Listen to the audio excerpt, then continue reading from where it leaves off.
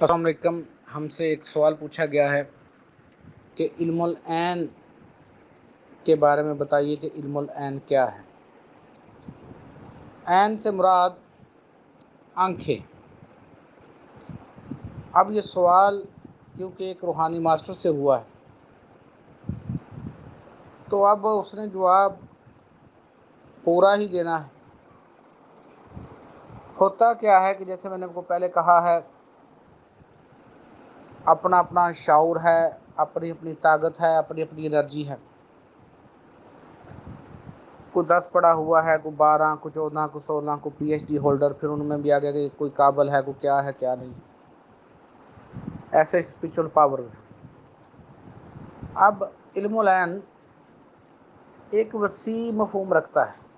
پہلی بات، عام طور پر جو لیا گیا وہ آپ لوگوں کی آنکھوں کی ساخت ہے.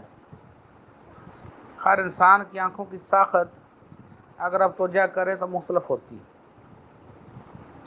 اور انسان ان ساختوں سے تجزیہ کرتے ہیں جیسے علم کیافہ ہے، اور وہ اپنی سوچ بچار اس دنیاوی کانشیس سے لگے رہتے ہیں. لیکن یہ ضروری نہیں ہے کہ وہ علم درست ہو. ہر انسان کی جو حرکت ہے وہ مختلف ہو سکتی ہے، لیکن اس کی نیت تو اب اللہ جانتا ہے. یا جیسے ہی جب آپ آگے بڑھیں گے اور ماسٹر بنتے ہیں تو آپ کسی حرکت کے تابع رہتے ہی نہیں. تو پہلا جو علم العین ہے وہ ہے آپ کی آنکھوں کی شباہت سے کیافہ کرنا کہ اس شخص کی یہ شخصیت ہے. کیونکہ یہ بڑے لوگ، اکثر لوگ بیٹھے ہوئے ہیں اس علم کو لے کر، اور جی میں نے تمہارا چہرہ پاڑھ لیا اور میں نے وہ پاڑھ لیا، یعنی اپنے پاس سے کیافہ کر لیا یا اپنے پاس سے ایک وہمی کوئی کیفیت بتا دی. دوسرا ہے علم العین کہ آپ کی آنکھوں کا دیکھا ہوا علم. اب یہاں پھر ایک علم وہ ہے جو آپ کی مٹی کی آنکھوں کا دیکھا ہوا ہے. اب اس میں مزید گہرائی میں جائیں. سائنس یہ کہتی ہے کہ آپ ایک مخصوص روشنی میں دیکھ سکتے ہیں، جس کی مثال یہ ہے کہ جیسے ہی اندھیرا ہوتا ہے تو کیا آپ کی آنکھیں واضح دیکھ سکتی ہیں. اسی طرح جب روشنی بڑی تیز ہو تو کیا آپ کی آنکھیں ان میں مزید اچھے طریقے سے دیکھ سکتی ہیں. اب ایسے ہی جا کے سورج کی طرف نہ دیکھنا شروع کر دینا، تو کیا سورج کی تپش آپ کی آنکھیں دیکھ سکتی ہیں؟ تو محدود ہو گئی آپ کی آنکھوں کی طاقت. تو یہ بھی ایک علم العین ہے کہ آپ کی حد نگاہ، آپ کی آنکھوں کی دیکھنے کی طاقت. تیسرا اس میں یہ کیا جاتا ہے کہ ہم اپنی آنکھوں کو حرکت نہیں دیتے، کم سے کم حرکت دیتے ہیں.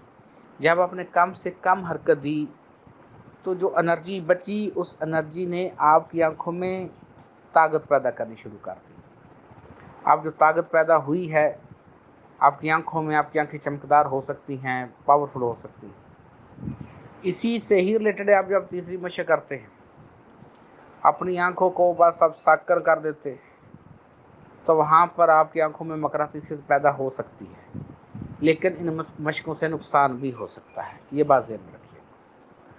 اب تیسرا طریقہ اس میں، یا تیسری اس کی جو ترتیب ہے وہ ہے آپ کی تیسری آنکھ کی مومنٹ. اس پر میرے کتنے ہی لیکچر ہیں، شاید دوست پورے آڈیو سنتے نہیں ہیں یا کبھی پوچھتے ہی نہیں مجھ سے اس سے. تو میں نے تیسری آنکھ کے بارے میں بڑا تفصیلاً لکھا ہے کہ تیسری آنکھ، آپ کی تیسری آنکھ کو معمولی چیز نہیں ہے. لطیفہ سری بہت پاورفل ہے. لطیفہ سری اس وقت بنا تھا، اب یہاں پہ میں کیا بتاؤں، ابھی چلو اس کو چھوڑ دو. تو وہاں پر ایک ایسی مشقیں بھی ہیں جن میں تیسری آنکھ کو ڈائریکٹ حرکت دی جاتی ہے. کافی زیادہ ایسی ایکسرسائزز ہیں، فیوچر میں اگر آپ کرنا چاہیں گے تو تھوڑی بہت کروا بھی دی جائے گی. تو ان میں تیسری آنکھ حرکت کرتی ہے. اب وہ بھی علم العین میں ہی آئے گا. اب اس سے اوپر چلو. اب ہے تمہارے اورا کی آنکھ. ابھی میں نے یہاں روشنی کا جسم نہیں کہا ہے، یہ بات ذہن میں رکھنا۔ اورا کی آنکھ ان چیزوں کو بھی محسوس کرتی ہے جو تمہارے ارد گرد ہے، لیکن اس کی بھی طاقت محدود ہے۔ سورۃ رعد میں لکھا ہے کہ ہر انسان کے ساتھ بدلی والے فرشتے ہیں، تو کبھی محسوس ہوئے ہیں وہ بدلی والے فرشتے؟ آج آپ دوست کوشش کرو، سورۃ رعد کو کھولو، اس کو ترجمے کے ساتھ پڑھنا شروع کرو۔ اگر تو وہ آیات مل گئی تو ٹھیک، وگرنہ مجھے بتانا، میں تمہیں دوبارہ بھیج دوں گا۔ تو جو ہمارا اورا ہے، جو اس کی اپنی آنکھ ہے، اس کا جو علم العین ہے وہ آپ کے مٹی کے جسم سے زیادہ ہے۔ اس کے بعد تیسرا علم العین آپ کے روشنی کے جسم کی آنکھ ہے۔ اب روشنی کے جسم کی آنکھ کی کتنی صلاحیت ہوگی، کتنا علم ہوگا، کہاں اس کی نظر پڑے گی، یہ تم نے خود سوچنا ہے۔ پھر جو انرجی ہے، انرجی بھی تو شعور رکھتی ہے نا، تو آنکھ کیا ہے دیکھنا، تو جو انرجی ہے اس کی بھی تو کوئی آنکھ ہوگی، اس کی بھی تو کہیں تک اپروچ ہو گئی، تو وہ والی اپروچ کہاں تک ہوگی، اس پہ بھی سوچو۔ اب اس سے اوپر چلو، اب وہاں جب اللہ پاک نے سورۃ اعراف میں کہا الستُ بربکم، کیا میں تمہارا رب نہیں ہوں، تو تمہاری روحوں کی جو آنکھیں تھیں وہ کسی طرف گئیں، کسی ڈائریکشن میں گئیں، کہیں سے آپ نے آواز سنی، وہاں پر آپ بولے کالو بلا، تو وہاں پر بھی تو تمہاری کوئی نظر ہے، اور وہ کتنی پاورفل نظر ہے، یہ تو آگے ہی جا کر راز کھلے گا۔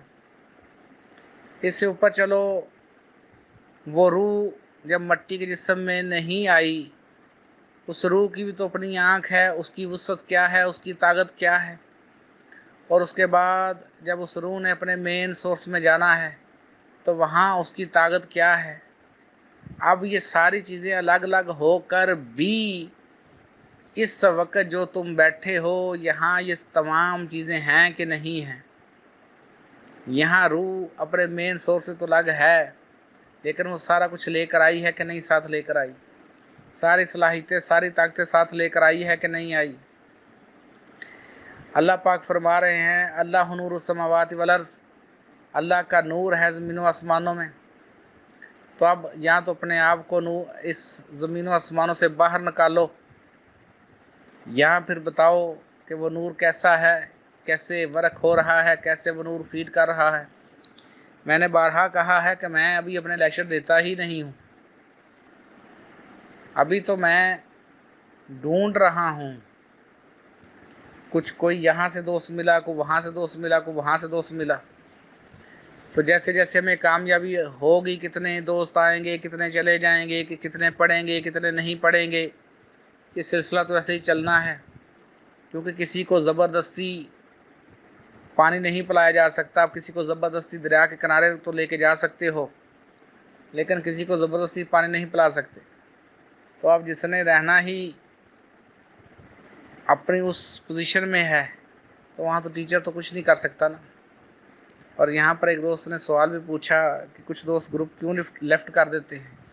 پہلی بات ہے کتنوں کو سمجھ آتی ہی نہیں، اور سمجھ کیوں نہیں آتی کہ وہ دلچسپی لیتے ہی نہیں، اور کتنے اب اسی بات میں خوش ہیں کہ میں فلاں جگہ کا ملنگ ہوں، میں فلاں جگہ کا کتا ہوں۔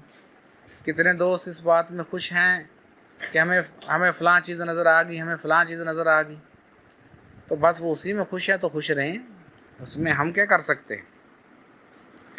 تو علم العین ظاہری طور پر صرف 3 لفظ ہیں، جب ماسٹر اس کو ایکسپلین کرتا ہے تو اس میں پورے کا پورا علم سما جاتا ہے۔ تو اگر آپ سے کسی نے پوچھا ہے، اچھا اس میں ایک اور زاویہ کی نگاہ بھی کرتے ہیں، وہ کچھ مشقیں ہیں جن میں آپ 45 ڈگری اپنی آنکھوں کو رکھ کر، کتنی ایسی ایکسرسائزز ہیں جن میں آپ 90 ڈگری اپنی آنکھوں کو رکھ کر مشقیں کرتے ہیں، بڑی تکلیف دہ، بڑی پینفل وہ مشقیں۔ اور ان کا رزلٹ کیا ہے کہ کچھ نہ کچھ اس اورا میں سے، اس روشنی کے جسم میں سے انرجی منتقل ہوتی ہے۔ تو جبکہ جو ہماری ایکسرسائز ہے، جو ہم نے کرنا ہے، ہم سلو اس پوری انرجی کی طرف بیلنس ہو کر بڑھتے ہیں۔ اس سے پہلے ایک دوست نے مجھے کہا جی میں اپنی تیسری آنکھ کھولنے لگا تھا، وہ پرابلم آ گیا، نقصان ہو گیا، تو جی میں کیا کروں؟ تو میں نے کہا بھائی اب وہ تو اسی سے پوچھو جس سے تم نے وہ تیسری آنکھ کھلوائی ہے، یہ کوشش کی، غور کرو۔